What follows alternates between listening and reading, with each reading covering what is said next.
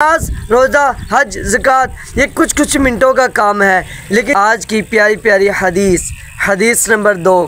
ہمارے پیارے آقا حضرت محمد مصطفیٰ صلی اللہ علیہ وآلہ وسلم نے ارشاد فرمایا، تم میں سب سے بہترین وہ انسان ہے جس کا اخلاق سب سے اچھا ہو۔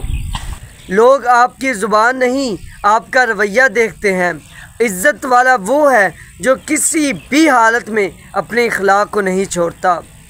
لیکن آج کل ہم کیا کرتے ہیں، ہمارے پاس اگر کوئی بڑا امیر آدمی جو بڑا پیسے والا آدمی ہے، کوئی پی این اے ہے، کوئی ایم این اے ہے، ہمارے پاس امیر آدمی آ گیا ہے، تو ہم کیا کرتے ہیں، اپنے اخلاق کو شہد سے بھی زیادہ میٹھا کر لیتے ہیں۔ اگر وہیں ہمارے پاس کوئی مڈل کلاس، کوئی غریب آدمی آ گیا ہے تو ہمارے اخلاق کو پتہ نہیں کیا ہو جاتا ہے۔